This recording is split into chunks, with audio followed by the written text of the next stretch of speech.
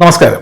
വിഷയത്തിലേക്ക് കടക്കുന്നതിന് മുമ്പ് എനിക്ക് ആദ്യമായി നിങ്ങളോട് പറയാനുള്ളത്, മുനമ്പവുമായി ബന്ധപ്പെട്ട് വഖഫ് സംരക്ഷണ വേദി സുപ്രീം കോടതി മുമ്പായി ഫയൽ ചെയ്ത സ്പെഷ്യൽ ലീവ് പെറ്റീഷൻ 12-ാം തീയതി അഡ്മിഷന് വേണ്ടിയിട്ട് വരികയാണ്.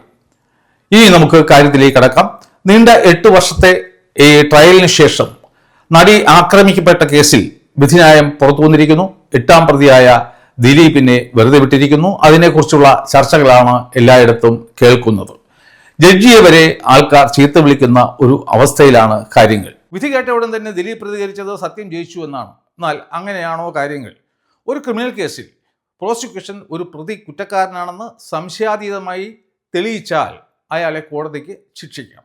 അതിൽ പ്രോസിക്യൂഷൻ പരാജയപ്പെട്ടാൽ കോടതി അയാളെ വെറുതെ വിടും. അതിനർത്ഥം ഈ പ്രതി നിരപരാധിയാണ് എന്നല്ല. ഒരു കോടതിക്കും ഒരു പ്രതിയെയും നിരപരാധിയാണെന്ന് പറഞ്ഞിട്ട് ഒരു വിധി പറയാൻ കഴിയില്ല. അതിനാൽ തന്നെ ഇവിടെ നാം മനസ്സിലാക്കേണ്ട കാര്യം എന്താണെന്ന് വെച്ച് കഴിഞ്ഞാൽ, ഈ കേസിൽ ദിലീപ് കുറ്റക്കാരനാണ് എന്ന് തെളിയിക്കുന്നതിൽ പ്രോസിക്യൂഷൻ പരാജയപ്പെട്ടു എന്ന് മാത്രമാണ്. ഞാൻ ഒരു വിധിന്യായം വായിക്കുമ്പോൾ എൻ്റെ മുന്നിലുള്ള 2 ലക്ഷ്യങ്ങളാണ്. ഒന്ന്, ആ വായനയിലൂടെ ഏതെങ്കിലും ഒരു വ്യക്തിക്ക് എന്തെങ്കിലും ഒരു സഹായം ചെയ്യാൻ കഴിയുമെങ്കിൽ അങ്ങനെ, അല്ലെങ്കിൽ സമൂഹത്തിന് മൊത്തത്തിൽ അറിയാനുള്ള എന്തെങ്കിലും കാര്യങ്ങൾ അതിലുണ്ട് എങ്കിൽ അത് ജനങ്ങളെ അറിയിക്കാൻ വേണ്ടിയും ഞാൻ അത്തരത്തിലുള്ള വിധിന്യായങ്ങൾ വായിക്കാറുണ്ട്.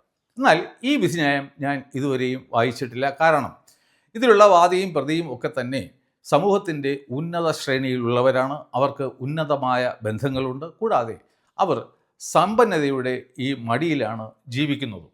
കൂടാതെ ഇവരോടൊപ്പം തന്നെ കുറേ ഗുണ്ടകളും ഉണ്ട്. അതുകൊണ്ട് തന്നെ ഈ വിധിന്യായം വായിക്കാൻ ഇതുവരെയും എനിക്ക് തോന്നിയിട്ടില്ല. എന്നെ സംബന്ധിച്ചിടത്തോളം ഈ കേസിലെ വിധിന്യായം കുറ്റകൃത്യം നടക്കുന്നതിന് മുമ്പേ തന്നെ എഴുതപ്പെട്ടിരുന്നു.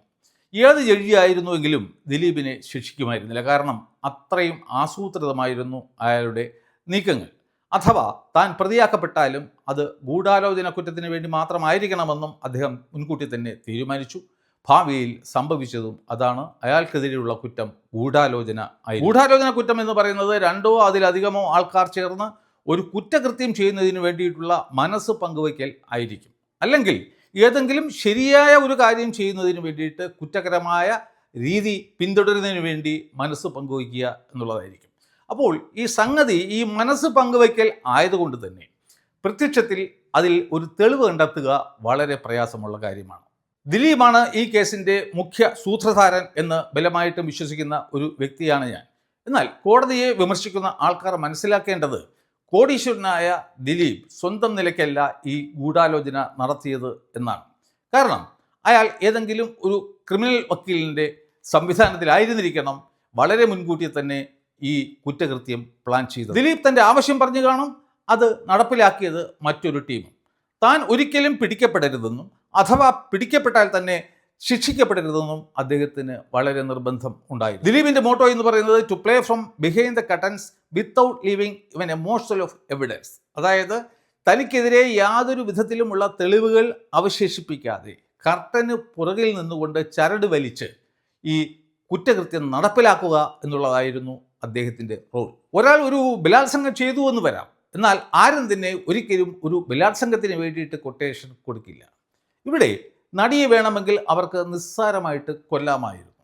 അതും ഉണ്ടായില്ല. പിന്നെ എന്തായിരുന്നു ഈ കുറ്റകൃത്യത്തിൻ്റെ പുറകിലുള്ള ഗൂഢലക്ഷ്യം അല്ലെങ്കിൽ ചേതോ വികാരം? അതായത് മറ്റൊരാളെ കൊണ്ട് ബലാത്സംഗം ചെയ്തതിന് ശേഷം അതിൻ്റെ വീഡിയോ ഷൂട്ട് ചെയ്ത് അത് വളരെ രഹസ്യമായി ലോകം മുഴുക്കെ പ്രചരിപ്പിക്കുക, അതിലൂടെ നടിയെ കൊല്ല ചെയ്യുക. താൻ ആരാണെന്നും താൻ എത്രമാത്രം ശക്തനാണെന്നും രഹസ്യമായിട്ട് നടിയെ കാട്ടിക്കൊടുക്കുക. എന്നിട്ട് പരസ്യമായിട്ട് സത്യം ജയിച്ചു എന്നും നീതി നടപ്പിലാക്കപ്പെട്ടു എന്നും പ്രഖ്യാപിക്കുക. ദിലീപിൻ്റെ ക്രിമിനൽ മനസ്സിൽ ഉരുത്തിരിഞ്ഞ ഒരു പദ്ധതിയാണ് ഇവിടെ അവസാനം നടപ്പിൽ വരുത്തിയിരിക്കുന്നത്. ബലാത്സംഗത്തിന് വേണ്ടിയിട്ട് കൊട്ടേഷൻ കൊടുക്കുക എന്നുള്ളതായിരുന്നു ഈ കേസിൽ ഏറ്റവും വലിയ ക്രിമിനൽ ബുദ്ധി. അത് ദിലീപാണ് ചെയ്തത് എന്ന് തെളിയിക്കപ്പെടാൻ ഒരു സാധ്യതയും ഉണ്ടായിരുന്നില്ല. കാശ് അറിഞ്ഞിട്ട് ഒരു കുറ്റകൃത്യം ആസൂത്രണം ചെയ്യുക, അത് വളരെ സയൻറ്റിഫിക്കായിട്ട് നടപ്പിൽ പിടിക്കപ്പെടാതിരിക്കുക, അഥവാ പിടിക്കപ്പെട്ടാൽ തന്നെ ഏറ്റവും പ്രഗത്ഭരായ വക്കീലന്മാരെ തനിക്ക് വേണ്ടി അണിനിരത്തുക. അവിടെ തീർന്നു കാര്യങ്ങൾ. അതിജീവിതയോടുള്ള എല്ലാ സ്നേഹവും വെച്ചുകൊണ്ട് തന്നെ പറയട്ടെ, ഈ വിഷയത്തിൽ അവരും കുറേയൊക്കെ കുറ്റക്കാരിയാണ്. കാരണം ഒരു സെലിബ്രിറ്റിയായ അവർ കൂടുതൽ സൂക്ഷിക്കണമായിരുന്നു.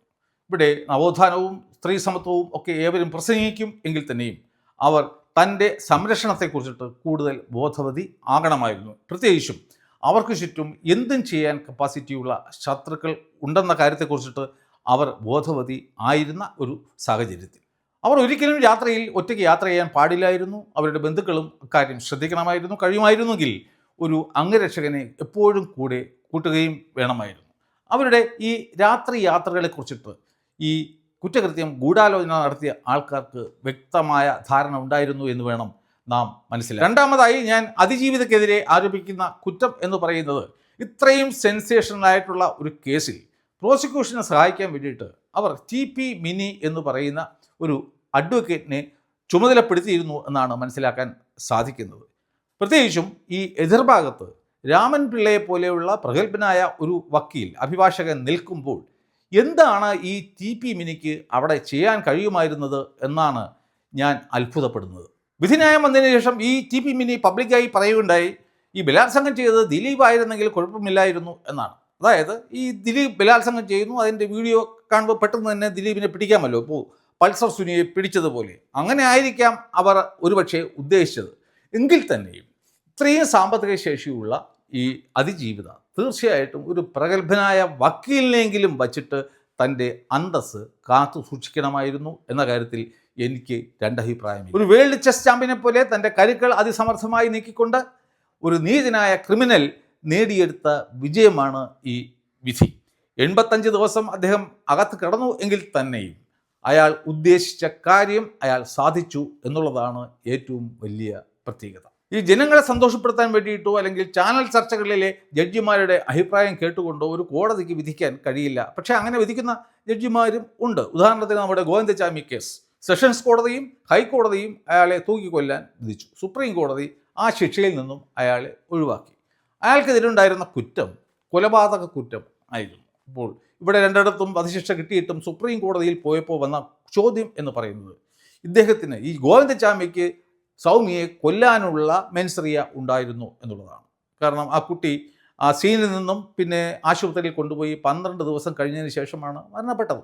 ഗോവിന്ദചാമിക്ക് വേണമായിരുന്നെങ്കിൽ ആ കുട്ടിയെ അന്നേ ദിവസം കൊലപ്പെടുത്താനും കഴിയുമായിരുന്നു. എന്നാൽ ബാക്കിയുള്ള എല്ലാ കൃത്യങ്ങളും ഒക്കെ ചെയ്തതിന് ശേഷം അയാൾ പോവുകയാണ് ഉണ്ടായത്. അതായത് ആ കുട്ടിയെ കൊല്ലണം എന്നുള്ള ഉദ്ദേശ്യം അയാൾക്കില്ലായിരുന്നു. അപ്പോൾ സുപ്രീം കോടതി ചോദിച്ചു, ഈ കൊലപാതകം ചെയ്യണമെന്നുള്ള മെൻസറിയ ഇല്ലാതിരുന്നൊരു മനുഷ്യനെ അയാൾക്കെതിരെ എങ്ങനെയാണ് ഒരു കൊലപാതക കുറ്റം, മർഡർ കുറ്റം നിലനിൽക്കുക എന്നുള്ളത്. അതാണ് നിയമത്തിൻ്റെ ഒരു കളി. അതുപോലെ തന്നെ വധശിക്ഷ വിധിച്ച മറ്റൊരു കേസാണ് ഈ ഷാരോൺ വധക്കേസ്. അതിൽ ഈ ഗ്രീഷ്മ എന്ന് പറയുന്ന പെൺകുട്ടിക്ക് ഇപ്പോൾ വധശിക്ഷയുടെ നിഴലിലാണ്.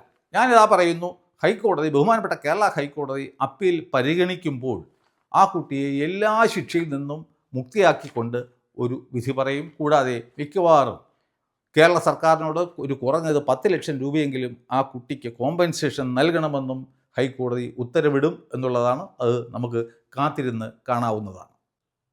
എന്നാൽ ദിലീപിൻ്റെ കേസിൽ കോടതി മുമ്പാകെ പ്രോസിക്യൂഷൻ തെളിയിക്കേണ്ടിയിരുന്നത് ദിലീപ് ഗൂഢാലോചന നടത്തി എന്നാണ്. എങ്കിൽ മാത്രമേ അയാൾ ശിക്ഷിക്കപ്പെടുമായിരുന്നുള്ളൂ. അപ്പോൾ ഞാൻ നേരത്തെ പറഞ്ഞതുപോലെ തന്നെ ഈ ഗൂഢാലോചന കുറ്റം തെളിയിക്കാൻ വളരെ വളരെ പാടായ ഒരു കാര്യമാണ്. അല്ലാത്ത പക്ഷം നിങ്ങൾ ഈ ഗൂഢാലോചന കുറ്റത്തിൽ ഈ കൺവിക്ഷൻ റേറ്റ് എത്രയാണെന്ന് പരിശോധിക്കുകയാണെങ്കിൽ അക്കാര്യം നിങ്ങൾക്ക് ബോധ്യമാകും. അതിനാൽ ഈ ജഡ്ജിയെ വെറുതെ കുറ്റം പറഞ്ഞിട്ട് ഒരു കാര്യവുമില്ല എന്ന് കരുതി ഞാൻ ഈ ജഡ്ജിക്ക് 100-ൽ 100 മാർക്ക് കൊടുക്കാനും തയ്യാറില്ല. കാരണം നമുക്കറിയാം, നേരത്തെ ശ്രീനിജൻ MLA ഷാജൻ സ്കറിയക്കെതിരെ ഒരു ജാതീയമായി അധിക്ഷേപം നടത്തിയെന്ന് പറഞ്ഞിട്ട് ഒരു കേസ് കൊടുത്തിരുന്നു. അതിൽ മുൻകൂർ ജാമ്യം തേടി ഷാജൻ സ്കറിയെ സമീപിച്ചത് ഇതേ കോടതിയെ ആയിരുന്നു. അന്ന് നമുക്കറിയാം അതിലെ ഏക തെളിവെന്ന് പറയുന്നത് വീഡിയോ മാത്രമായിരുന്നു. ആ വീഡിയോയിൽ ഒരിടത്തും തന്നെ ഷാജൻ സ്കറിയ ജാതീയമായി ശ്രീനിജനെ അവമാനിച്ചില്ല എന്ന് ലോകം മുഴുക്കെ അറിയാവുന്ന കാര്യവും ആയിരുന്നു. എങ്കിൽ തന്നെയും ഈ കോടതി അദ്ദേഹത്തിന് മുൻകൂർ ജാമ്യം നൽകിയില്ല. തുടർന്ന് അദ്ദേഹം ഹൈക്കോടതിയിൽ പോയി. ഹൈക്കോടതിയും പറഞ്ഞു ഈ വീഡിയോയിൽ ഒരിടത്തും തന്നെ ഇങ്ങനെ ഒരു ജാതീയമായ അധിക്ഷേപം നടത്തിയിട്ടില്ല എന്ന്. എന്നിട്ടും പക്ഷേ മുൻകൂർ ജാമ്യം നൽകിയില്ല. അദ്ദേഹം നേരെ സുപ്രീം കോടതിയിൽ പോയി. അതിൻ്റെ ഫലമായിരുന്നു ഒരു മാഗ്നാ കാർട്ടയായിട്ടുള്ള ഒരു ജഡ്ജ്മെൻറ്റ്. ഈ SC/ST ആ നിയമവുമായി ബന്ധപ്പെട്ട സുപ്രീം കോടതി പുറപ്പെടുവിച്ചിട്ടുള്ള ഏറ്റവും നല്ല ഒരു ഉത്തരവായിരുന്നു അത്. അതായത് ഈ പാവം ഷാജൻ സ്കറിയയെ ഈ ജഡ്ജി തന്നെയാണ് അവസാനം ലക്ഷക്കണക്കിന് രൂപ മുടക്കി സുപ്രീം കോടതി വരെ സർക്കാർ അഥവാ ഇനി ഹൈക്കോടതിയിൽ അപ്പീലുമായി പോയാലും ഭാവിയിൽ തുടർന്ന് അത് സുപ്രീം കോടതിയിൽ പോയാലും ദിലീപ് ഒരിക്കലും തന്നെ ശിക്ഷിക്കപ്പെടാൻ പോകുന്നില്ല. കാരണം ഈ കുറ്റകൃത്യം ഗൂഢാലോചന നടത്തുന്നതിന് മുമ്പേ തന്നെ ഈ ദിലീപ് മനസ്സിൽ കുറിച്ച വിധിയാണ് ഈ കോടതി പറഞ്ഞിരിക്കുന്നത്. അപ്പോൾ അവസാനമായി ഈ കേസിലെ ഗുണപാഠം എന്താണ്? ഇവിടെ ഈ നമ്പർ 1 കേരളത്തിൽ കാശുള്ളവന് ആർക്കെതിരെയും എന്തും ചെയ്യാൻ സാധിക്കും. നിങ്ങൾ സൂക്ഷിച്ചാൽ പോലും, പണ്ട് പറയുമായിരുന്നു സൂക്ഷിച്ചാൽ ദുഃഖിക്കേണ്ട എന്ന്, അഥവാ നിങ്ങൾ സൂക്ഷിച്ചാൽ പോലും നിങ്ങൾക്ക് ദുഃഖിക്കേണ്ടി വരും. അപ്പോൾ അക്കാര്യം ഏവരും ഓർത്തിരിക്കുക. അപ്പോൾ ഈ വീഡിയോ ഇഷ്ടപ്പെട്ടു എങ്കിൽ സദയം ലൈക്ക് ചെയ്യുക, കമൻറ്റ് ചെയ്യുക, ഷെയർ ചെയ്യുക ആൻഡ് സബ്സ്ക്രൈബ് ചെയ്യുക. ഞാൻ ഈ സുപ്രീം കോടതിയിലെ മുനമ്പം കേസുമായി ബന്ധപ്പെട്ട് കുറച്ച് കാര്യങ്ങൾ തയ്യാറാക്കാനുണ്ടായിരുന്നു. ആ ഒരു ധൃതിയിലാണ്. ഉടൻ തന്നെ ഞാൻ പാലത്തായി കേസിലേക്ക് വീണ്ടും മടങ്ങി വരുന്നതാണ്. അന്ന് വീണ്ടും കാണുന്നതുവരെ നന്ദി, നമസ്കാരം.